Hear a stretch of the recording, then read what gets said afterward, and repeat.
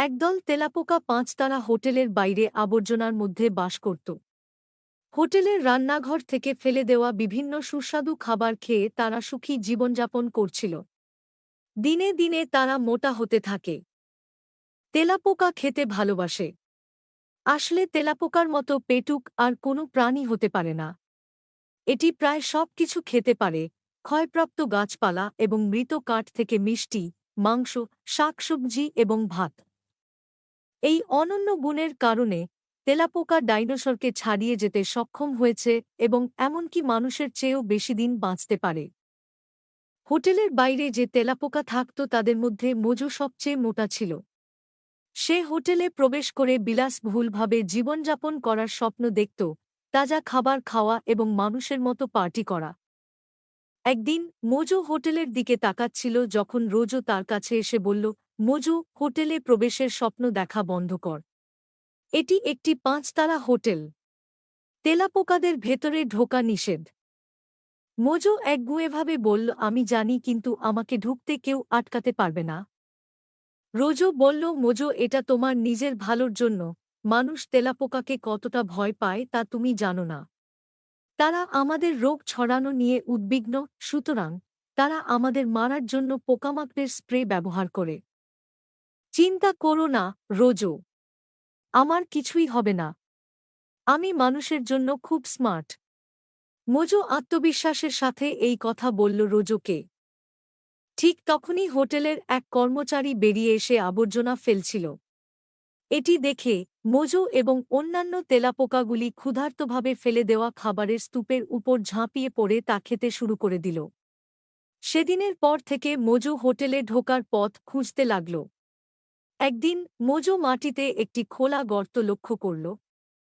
সে সেখানে দিয়ে প্রবেশ করল এবং বুঝতে পারল যে সে একটি জলের পাইপের ভিতরে রয়েছেন, যা সরাসরি হোটেলে নিয়ে যায়। সে সেই পাইপ ধরে হেঁটে গেল। কিছুদূর হাঁটার পর মোজো হোটেলের বিশ্রামাগারে পৌঁছাতে সফল হয়ে গেল। হোটেলের ভিতরে যাওয়ার সাথে সাথেই মোজো চিৎকার করে উঠল এবং বিশ্রামাগারের টয়লেট সিটে খুশিতে নাচতে শুরু করল। তার মনে হল সে লটারি জিতেছে।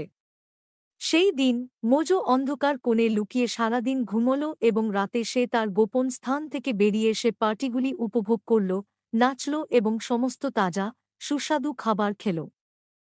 হোটেলের ভিতরে 2 মাস কেটে গেল। মোজো তার বন্ধুদের মিস করছিল। তাই সে তাদের সাথে দেখা করার সিদ্ধান্ত নিল। মোজো একটা স্যুট পরে জলের পাইপ দিয়ে বাইরে বেরিয়ে গেল তাদের সাথে দেখা করতে। সব তেলাপোকা তাকে দেখে অবাক হয়ে গেল। রোজও জিজ্ঞেস করল, আরে মোজো, তোমাকে অনেক সুন্দর দেখাচ্ছে। এতদিন তুমি কোথায় ছিলে? তুমি কি শহরে ঘুরছিলে?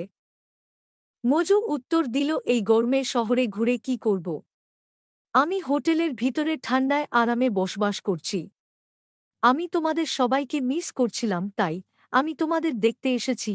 আরেকটা তেলাপোকা অবাক হয়ে জিজ্ঞেস করল, তুমি কি পাঁচতারা হোটেলের ভিতরে থাকো? মানুষ কি তোমাকে তাড়া করেনি? মোজো গর্ব করে বলল, মানুষ ততটা চালাক নয়। আমি তাদের নাকের নিচে লুকিয়ে খুব মজা পাচ্ছি। আমি যে সমস্ত দুষ্টুমি করেছি সে সম্পর্কে তাদের কোনো ধারণা নেই। আমি কি চালাক, তাই না? আরেকটা তেলাপোকা বলল, হ্যাঁ, তুমি কি সত্যিই চালাক, কিন্তু আমাদের বলো, তুমি কি খাচ্ছ এবং ভিতরে কি করছ? তারা সবাই খুব কৌতূহলী ছিল। মোজো বলল, আমি ভিতরে কি ধরনের খাবার পাই সে সম্পর্কে তোমাদের কোনো ধারণা নেই। আমি তাজা ফল, কেক, পেস্ট্রি, আইসক্রিম এবং সবজি খাই। আমি তাদের পার্টির সময় ভালো গান শুনতে এবং নাচ দেখার সুযোগ পাই। সব তেলাপোকারা বলল, কি দারুণ! তুমি যখন আবার প্রবেশ করবে তখন অবশ্যই আমাদের সাথে নিয়ে যাবে।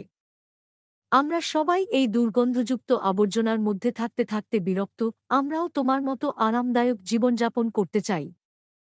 মোজো কথাটা ভেবে বলল, ঠিক আছে, আমি তোমাদের হোটেলের ভিতরে নিয়ে যাব, কিন্তু একটা শর্ত আছে, আমাকে তোমাদের নেতা হিসেবে মেনে নিতে হবে। সব তেলাপোকারা বলল, সেটা কোনো বড় কথা নয়। এই মুহূর্ত থেকে তুমি আমাদের নেতা। এখন আমাদের হোটেলে নিয়ে চলো। রোজও পরিকল্পনায় খুশি ছিল না। তাই সে তার বন্ধুদের নিরাপত্তার জন্য খুব চিন্তিত ছিল। তাদের বোঝানোর চেষ্টা করল, বন্ধুরা, দয়া করে আমার কথা শোনো। হোটেলের ভিতরে যেও না। মানুষ যদি তোমাদের দেখে তাহলে তারা তোমাদেরকে মেরে ফেলবে। রোজো যুক্তি দিয়ে বলল। অন্য তেলাপোকারা বলল, রোজো, তুমি মোজোকে ঈর্ষান্বিত করছ কারণ সে বিলাসবহুল জীবনযাপন করে এবং আমরা তাকে আমাদের নেতা বানিয়েছি। তুমি চাইলে এখানে থাকতে পারো কিন্তু আমরা যাচ্ছি। রোজো বলল, তোমার যা ইচ্ছা করো বন্ধু হিসাবে তোমাদের সতর্ক করা আমার কর্তব্য ছিল। মোজো অন্য তেলাপোকাগুলোকে জলের পাইপ দিয়ে হোটেলে নিয়ে গেল। ভেতরে ঢুকতেই তেলাপোকাগুলো উচ্ছ্বসিত। তারা বলল, কি দারুণ! বন্ধুরা, ভাবো আমরা পরে কী ধরনের খাবার পাব। মোজো গর্বিত যে তাদের নেতা হিসাবে তিনিই তাদের হোটেলে নিয়ে গিয়েছিল বলে। সেও তাদের সঙ্গে সেলিব্রেট করল। শীঘ্রই তেলাপোকার বড় দল ক্ষুধার্ত হয়ে উঠল। তারা একটি টেবিলে রাখা প্রচুর খাবার দেখতে পেল। তারা এটিকে ঝাঁকে ঝাঁকে ভোজন শুরু করল। এত তেলাপোকা দেখে মানুষ ভয় পেয়ে গেল। তারা সাহায্যের জন্য চিৎকার করতে থাকল। হোটেলের ম্যানেজার ঘটনাস্থলে ছুটে যান এবং বলেন, এটি আগে কখনো ঘটেনি। আমরা দ্রুত সব তেলাপোকা মেরে জায়গাটা পরিষ্কার করব। অনুগ্রহ করে চিন্তা করবেন না, তিনি অতিথিদের আশ্বস্ত করেন। যেহেতু তেলাপোকাগুলি সুস্বাদু খাবার খেতে ব্যস্ত ছিল, তাই তারা তাদের জন্য যে বিপদ ডেকে আনছে সে সম্পর্কে তারা অজ্ঞ ছিল না। কর্মচারীরা তেলাপোকায় পোকামাকড় নিরোধক স্প্রে করেন। সঙ্গে সঙ্গে স্প্রে কার্যকর হতে শুরু করে।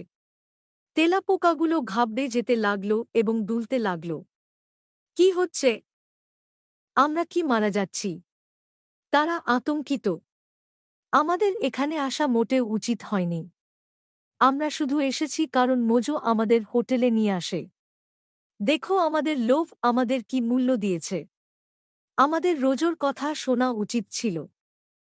মোজো বলল, তোমরা আমাকে দোষারোপ করছো কেন?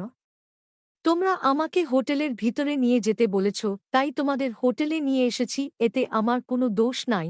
তেলাপোকাগুলো শ্বাস নিতে পারছিল না, তাই তারা বলছিল, আমি স্পষ্ট দেখতে পাচ্ছি না, আমার তাজা বাতাস দরকার। সমস্ত তেলাপোকা অজ্ঞান হয়ে যাওয়ার পরে কর্মচারীরা তাদের একটি ব্যাগে ভরে আবর্জনার মধ্যে ফেলে দেয়। আবর্জনার মধ্যে অচেতন অবস্থায় পড়ে থাকা বন্ধুদের দেখে চমকে ওঠে রোজো।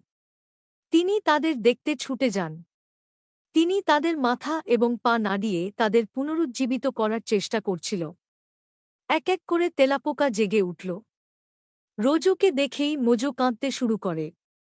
ওহো রোজো, আমার তোমার কথা শোনা উচিত ছিল। পরিবর্তে আমি আমার সাথে অন্যদের হোটেলে নিয়ে গিয়ে তাদের জীবনকে বিপদে ফেলি। অনুগ্রহ করে আমাকে ক্ষমা করো। আমি আবার বোকামি কিছু করব না। রোজো বলল, আশা করি তুমি শিখে নিয়েছ যে আমাদের সবার নিজস্ব জায়গা আছে। ডাস্টবিনটা আমাদের আর হোটেলটা মানুষের। সেই দিন তেলাপোকা তাদের জীবন সম্পর্কে অভিযোগ করেনি। বাইরে থেকে হোটেলের দিকে তাকিয়ে তারা এখন থেকে খুশি।